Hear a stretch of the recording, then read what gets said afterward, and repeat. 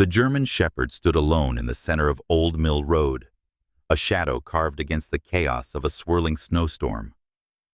Blood darkened his fur, steam curling from his flanks into the air that bit like broken glass. Officer Ethan Parker braked hard, his cruiser fishtailing on black ice, before it came to a shuddering stop just inches from the dog's battered body. In the eerie pulse of red and blue light, the dog didn't flinch. He simply stared, amber eyes locked on Parker's through the windshield. Intelligent, intentional, haunted. Parker, 42, and hollowed by years of sorrow, muttered a curse and flashed his high beams. Still, the dog did not move. Then it barked, sharp and commanding, before stepping forward. 3 paces, a pause, a backward glance that was less invitation than demand. Something in that look peeled back Parker's hardened instinct to dismiss. He'd seen that gaze once before, in the eyes of a military K-9, the night his unit almost didn't make it home, but that was another life. Before Emily disappeared, Parker stepped out of the car. Snow slammed into him sideways, and the cold chewed through his layers. The dog, bleeding but alert, backed up slightly, then barked again. Not fear, urgency. He moved with purpose, limping toward the edge of town. "You want me to follow you?" Parker asked, incredulous. Another bark, a pause. The dog waited. Parker hesitated, one boot already crunching fresh snow. This was crazy. Following a stray in the middle of a blizzard violated every protocol. But there was something in the way the animal moved, in the way it waited. Not as a dog, but as a soldier. His training whispered to him, "Trust the instincts you thought you buried." He radioed dispatch. Static. Of course. The storm was swallowing every signal. He sighed, zipped up his coat, and grabbed his emergency kit. "All right, soldier," he murmured. "Let's see what this is about." The German Shepherd turned and limped forward through the storm, never once looking back, because he didn't need to. He already knew Parker would follow. They trudged together through a residential stretch buried in white. The wind howled between the houses, bending skeletal trees and erasing footprints within seconds. The German Shepherd kept just ahead of Parker, glancing back only to confirm the officer hadn't fallen behind. His pace was steady, despite the gash on his flank, blood now a frozen crust, and his tail held stiff with resolve. Parker's breath came in ragged clouds, his boots sinking deeper into the unplowed road. Every few steps, he questioned himself. Every few steps, the dog's unwavering purpose silenced that doubt. They passed shuttered homes and darkened storefronts. No signs of life. Only the shriek of the wind and the low crunch of Parker's boots. Time warped in the snow, minutes stretching like hours. Still, the dog pressed on. At the corner of Maple and Lake Road, the shepherd stopped. He turned toward Parker and barked once. Urgent, not desperate. The sound cut through the blizzard like a flare. Then he set off again, veering down a side road nearly erased by snow. Parker knew this route. It led toward the summer cabins at Millfield Lake, places people abandoned come winter. Remote, quiet, isolated. His gut clenched. As they drew nearer, a shape materialized ahead. A cabin, small and squat, barely visible through the storm. A green SUV sat parked outside, half buried already. One window glowed faintly. Parker's hand instinctively went to his holster. The dog stopped at the edge of the property. He growled, low, controlled, restrained, and looked back. His eyes said everything. This is it. She's inside. Parker's instincts, honed over 2 decades of law enforcement, kicked in. Every hair on his neck stood on end. A car here, during this storm. No tracks in or out. No reason for anyone to be here unless they didn't want to be found. And yet somehow this dog had. Parker's breath came faster. His fingers numb but steady as he radioed in again. Static. Then a fragment of a reply. Barely intelligible. He was alone out here. Except he wasn't. The German Shepherd took a step forward, then looked back once more. Not asking, telling. Parker nodded grimly and drew his flashlight. "Okay, partner," he whispered, voice tight with cold and something more ancient. Fear and purpose mingled. "Let's finish this." 3 years ago, the German Shepherd had a name. Shadow. He was a war hero once, assigned to Sergeant Thomas Wilson after years of military search and rescue deployments. A scar above his right eye, earned during a perilous mountain extraction, made him unmistakable in the small town of Millfield. But more than his history or his scar, it was his quiet loyalty that endeared him to the Wilsons. A warm bed by the fire, 2 boys who adored him, a backyard filled with tennis balls and laughter. Then one night, everything vanished. There were men, voices raised, fear in the air. Shadow had been trapped in the basement. When he clawed his way back upstairs, the family was gone. No signs, no sense, just stillness and blood. The neighbors assumed the Wilsons had moved away and left the dog behind. But Shadow knew better. He never forgot, and he never stopped watching. For 2 long winters, he roamed Millfield, a phantom, avoiding dog catchers, scavenging for scraps, but not aimless. Every morning, like clockwork, he stationed himself on the hill across from Millfield Elementary. There, he watched the children play, quiet, invisible, steadfast. One child drew his focus, Olivia Barnes, 7 years old, delicate in her silence. Diagnosed with high-functioning autism, she avoided eye contact and rarely spoke. Other children taunted her. She flinched at loud sounds. She walked differently, shoulders hunched, eyes low. Shadow noticed. The way she always sat alone. The way she clenched her backpack like a shield. Every recess he stood guard from afar. She began to notice him too. Sometimes she'd wave. Sometimes she'd leave half her sandwich on the bench. A silent offering. Then came the day of the blizzard. Her mother was late. The playground empty. And from the swirling white, a dark green SUV emerged. A man with silver-streaked hair stepped out, claiming to be a friend.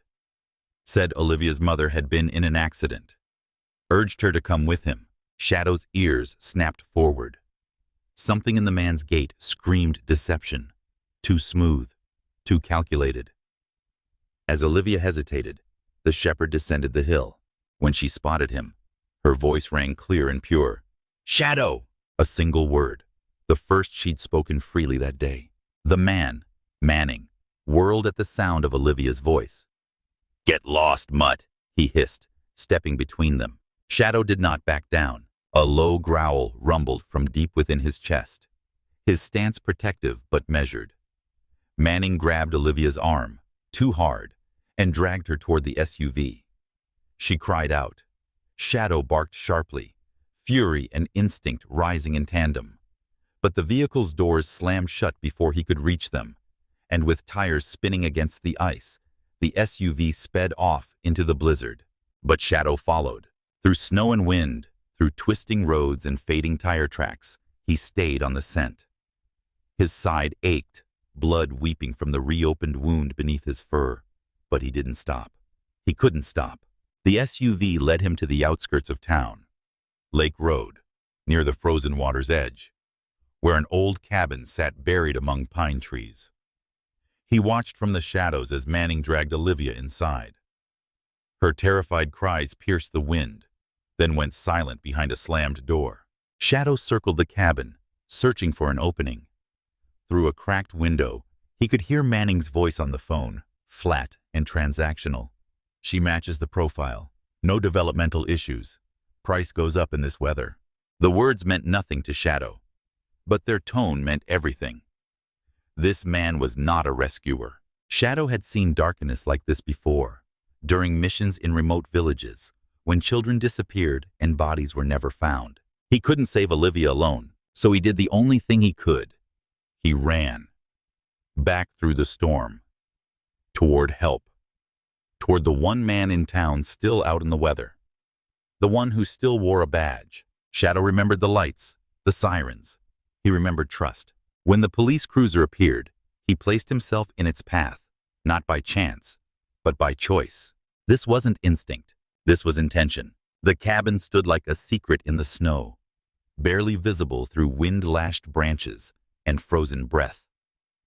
Officer Parker crouched low beneath the frosted window, his fingers numb around the grip of his service weapon. Inside, a little girl curled into herself like a question with no answer, knees drawn tight to her chest, rocking slightly. Olivia.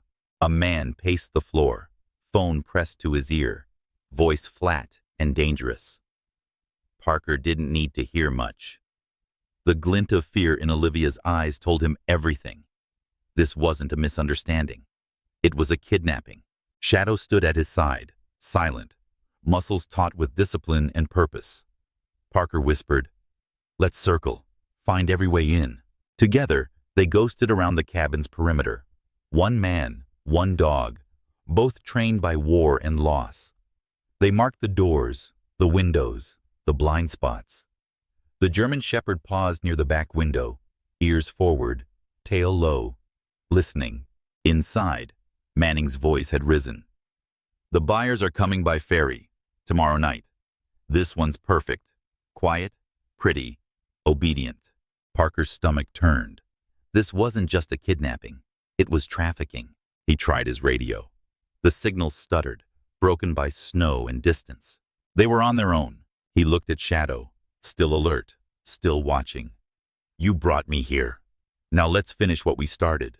The dog didn't bark. He didn't move. But Parker understood. "I'm with you." They crafted a plan in silence. Distraction from the rear, entry from the front. Parker positioned himself at the door, waiting for Shadow's signal. A moment later, barking erupted from the back window, sharp, furious, calculated. Inside, Manning cursed. Footsteps shifted. Now, 2 swift kicks. The door splintered. "Police, don't move!" Manning spun toward him, eyes wide with rage. A flash of metal. A gun. Parker dove behind the couch as the bullet thudded into the wood beside him. Another bark. A crash. Shadow forced his way inside, charging like a memory from another life. Manning turned toward the kitchen, just as Shadow launched from the shadows. A blur of muscle and will. His jaws clamped around Manning's gun arm with surgical precision. The man screamed, his weapon discharging into the ceiling, then crumpled under the weight of the Shepherd's strike. Parker didn't hesitate. He vaulted the couch, crossed the room in 3 strides, and leveled his weapon. "Don't move!" he shouted, heart pounding. Manning writhed beneath the dog, kicking wildly. "Call him off," he spat, eyes flashing. "You have no idea who you're dealing with." "He's not mine," Parker said coldly. "But right now, he's your safest option." Shadow didn't move, his grip firm but measured. A textbook detainment hold. Parker saw it for what it was. Not instinct, but training. Handcuffs clicked around Manning's uninjured wrist. Parker tethered him to a heavy table bolted to the floor. Only then did he give the command. "Release." To his surprise and growing awe, the dog obeyed instantly. Parker approached the bedroom. "Olivia?" His voice softened, unsure of how to speak into silence. A soft whimper answered him. He found her under the bed, eyes wide, frozen in fear. Shadow padded in first, lying down low beside the bed, ears flat, posture gentle. The moment she saw him, her whisper cracked the stillness. "Shadow!" The dog's tail thumped once. Parker crouched beside them. "He found me. He brought me here. You're safe now." Olivia emerged slowly, her arms slipping around Shadow's neck. He didn't move, though Parker could see him shaking with pain. He simply let her hold him. "Bad man," she whispered, glancing toward the main room. "He won't hurt you again," Parker promised, wrapping her in his coat. As Olivia clung to Shadow, Parker read Manning his rights. But even as the words left his mouth, unease prickled in his chest. Manning wasn't panicked. He was angry. "You're a dead man, officer," he sneered. "They'll come for her. You think this ends here? It doesn't." Something in his tone chilled Parker more than the wind outside. This wasn't just a cabin. This was a node in something larger, and it had just been disturbed. Parker moved quickly now. He secured Manning with a second set of cuffs, tied his ankles with cord from the blinds, and gathered everything that might be evidence: phone, laptop, weapon. Still, a gnawing unease had settled in his gut.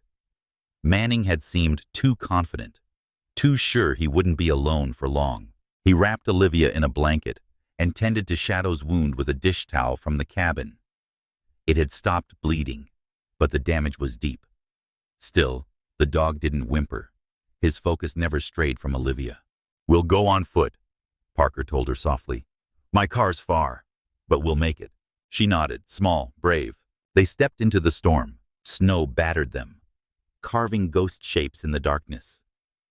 Parker carried Olivia in his arms, while Shadow limped ahead, finding the path like he had memorized every snowdrift. Halfway to town, Parker's limbs were numb, and Olivia's face was losing its color. They needed shelter. Now, Shadow veered sharply into a thicket of pines. "You got something?" Parker murmured. The shepherd led them to a small utility shed, barely standing, half buried in ice. Inside, Parker used matches to light a fire in a rusted bucket. The air warmed from deadly to merely miserable. Olivia curled beside Shadow and fell asleep with her face against his fur. The dog remained vigilant, eyes locked on the door. Parker tried his radio again. This time a crackling voice broke through. "Units en route. ETA 30 minutes. They would make it." Relief hit him like a wave, and then the world shifted again. Shadow stirred, ears lifting. A faint scrape at the door. Then it opened, snow rushing in. "Parker!" Officer Michaels, his beard crusted with ice, stepped inside with 2 paramedics. "Girl's in here," Parker said hoarsely. "And the dog. He saved her life. He goes with us." The medics examined Shadow warily. "He's not just a stray," Parker insisted. "He's military, possibly my military." They looked at the dog differently after that. Then Michaels leaned in close. "Manning escaped." Parker froze. "What?" "Second team reached the cabin. Restraints cut. Tire tracks leading away. Someone helped him." Outside, the storm was dying, but a darker threat was rising. Parker's breath caught in his throat. Manning. Gone. The threat wasn't over. It had only shifted, gone quiet, like a blade before the strike. They reached the hospital in a slow convoy through the snow-choked roads. Olivia was carried in on a gurney, but as they wheeled her through the emergency entrance, her voice rang out. "Shadow needs help too." Shadow collapsed just outside the doors, legs trembling, breath shallow, blood soaking his side. "He saved her life," Parker said fiercely to the startled staff. "He gets treated." A doctor with silver hair and the bearing of an old soldier stepped forward. "I have veterinary experience. Bring him in." The hospital made an exception. For once, rules bent under the weight of what mattered. As Olivia was stabilized, Parker hovered at Shadow's side. The dog lay still under the care of Dr. Michaelson, his pulse weak but steady. "He'll recover," the doctor said. "Wound missed vital arteries. He needs rest, but he'll live." Parker exhaled a breath he hadn't realized he'd held. In Olivia's room, her parents arrived, shaken, weeping, wrapping their daughter in arms and apologies. Parker watched the reunion from the hallway, grateful and aching all at once. Then came the second blow. Chief Reynolds pulled them aside. "We searched Manning's laptop," he said quietly. "There are files on dozens of kids across 3 counties. Surveillance logs, school records, photographs. And one of the folders, it's about Emily." Parker's vision blurred. "My daughter?" "Photos, notes, practice schedules. There's reason to believe she was one of their earliest targets." 5 years of silence cracked like glass beneath a boot. Emily vanished without a trace. No leads, no closure. And now, maybe, a connection. A lead, not just for Olivia, for Emily. Parker staggered to a bench, hands trembling. His thoughts spun, pulled in too many directions. Then he felt it, soft and firm. Shadow standing beside him, head pressed gently into his hand. The IV was still taped to his leg. Somehow, the dog had slipped out of treatment and found him. "He seems to have chosen you," the doctor said, appearing again. Or maybe he's just still on duty. Parker stroked the shepherd's head. Yeah, maybe we both are. By the time dawn broke, the snow had stopped. But something far heavier loomed. In a safe house guarded by state police, Olivia slept with Shadow curled protectively at the foot of her bed. Downstairs, Parker sipped bitter coffee as Chief Reynolds briefed him on what they'd uncovered. Harper's Island, a private estate, 20 miles offshore. Remote, fortified, owned by Maxwell Whitmore, a tech billionaire with a clean record and dirty secrets. The data from Manning's laptop mapped everything: transfer schedules, client lists, names of targeted children. Manning hadn't acted alone. He was a recruiter, a middleman, and Olivia wasn't a random victim. She'd been selected. They wanted her for her silence, Parker said quietly. For her vulnerability. He thought of Emily, his daughter, stolen at 8. The way her file had appeared in Manning's logs, as if she were an item on a menu. Musical ability, check. Age, check. Disposition, check. I need to be on that raid, he told Agent Crawford, the FBI lead. This started for me 5 years ago. It ends now. She nodded. Your knowledge of the area is valuable. Just don't let personal grief compromise tactical judgment. Parker nodded, jaw clenched. Then Shadow padded into the room. He's healing faster than anyone expected, Michael Wilson said. Refuses to rest. Watches the girl like she's still in danger. Maybe she was. That night, the tactical team mobilized early. They couldn't risk delay. If Manning reached Whitmore, the operation would vanish like smoke. As they planned the raid, Parker kept thinking of one image, a blurry surveillance photo from 2 years ago. At the edge of Whitmore's property stood a German shepherd, scarred, watching. Shadow had been there before. He had survived what others hadn't, escaped where no one else could, and now he had led them back. This wasn't just a raid, it was a reckoning. The approach to Harper's Island was cloaked in darkness, the Coast Guard vessel cutting through black waves under a starless sky. Parker stood at the bow beside Agent Crawford, his breath misting in the cold. Behind them, tactical units checked weapons and radios. Grim, focused. This is where they took her, Parker said softly. Crawford didn't ask who he meant. The island loomed ahead, cliffs crowned by Whitmore's mansion, security lights casting faint halos through the pine trees. Docks below, a bunker hidden beneath the house. They landed silently and moved fast, 2 teams breaching from opposite sides. No warning, no chance to run. Inside, they found them, 3 children, drugged but alive, locked behind reinforced doors. One girl still wore the same school uniform she'd disappeared in weeks earlier. A boy had a wristband from a hospital over 200 miles away. Then came Whitmore himself, caught trying to destroy evidence in a hidden server room. His brother Greg was arrested in Boston hours later. The scale of it stunned even seasoned agents. Years of operations, dozens of children, clients in 6 countries, a conspiracy masked by philanthropy and power. Parker moved through the house like a ghost, his eyes catching details no one else noticed. A wall of photographs, all blank-eyed smiles. A piano in the corner. Emily would have played something soft there. Maybe Brahms, maybe nothing at all. Shadow had stayed behind at the safe house with Olivia. But Parker could feel him, as if he were still beside him. Every step a continuation of the trail the shepherd had started in the snow. The evidence was overwhelming. Convictions would come, headlines would follow.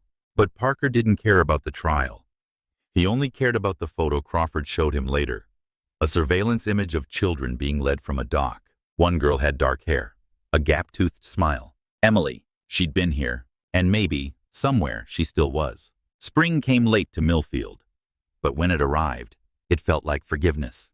On a quiet afternoon, Parker stood on the barn's back porch, a mug of coffee warming his hands. Below, Olivia ran barefoot through the new grass, her laughter bright as sunlight. Shadow chased after a tennis ball, his movements fluid again, the scar above his right eye now part of a story known by the whole town. She had changed. So had Parker. Dr. Melton called it post-traumatic growth. Olivia had begun speaking more, her words clearer, her emotions less guarded.